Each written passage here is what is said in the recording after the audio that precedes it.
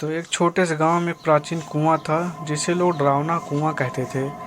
इस कुएं के पास जाने से लोग डरते थे, खासकर रात के समय। गांव वालों का मानना था कि उस कुएं में एक बुरी आत्मा बसी है जो हर अमावस्या की रात किसी न किसी को अपना शिकार बना लेती है। कई वर्षों से गांव में कुएं के पास से लोग अचानक गायब हो जाते थे और उनका कभी कोई पता नहीं चलता था। कहानी शुरू होती है एक युवक मोहित से, जो इस कहानी इस गांव में नया नया आया था।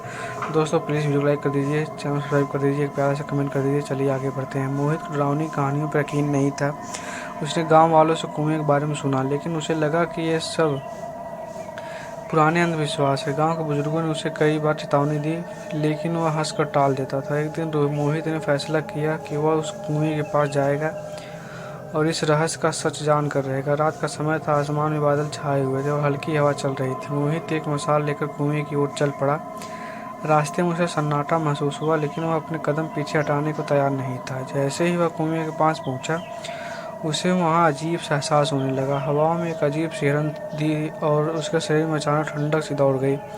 कुएं के पास पहुंचे उसने देखा कि पानी का स्तर काफ़ी नीचे था। उसने मशाल की रोशनी से कुएं के अंदर झाँका, लेकिन वहाँ कुछ भी अजीब नहीं दिखा।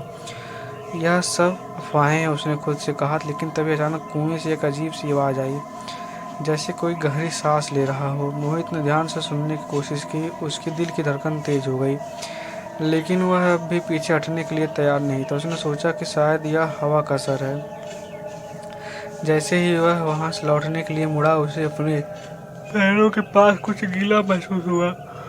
उसने नीचे देखा तो उसकी आंखें चौड़ी हो गई।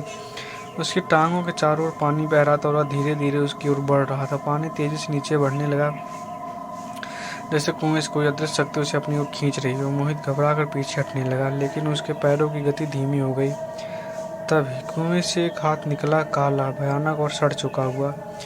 उस हाथ ने मोहित की टांग को पकड़ लिया। मोहित चिल्लाया, लेकिन उसकी आवाज़ बाहर किसी तक नहीं पहुंच पाई। उसके चारों ओर एक अजीब सी शांति फैल गई, जैसे समय थम गया हो।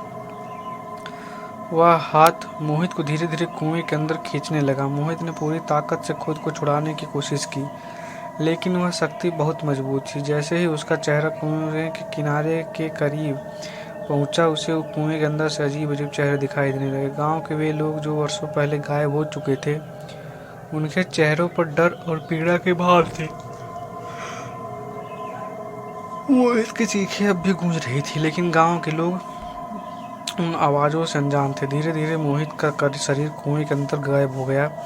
अगली सुबह जब गांव वालों को मोहित का कहीं अता पता नहीं चला, तो उन्होंने अनुमान लगाया कि वह भी कुएं का शिकार बन चुका है।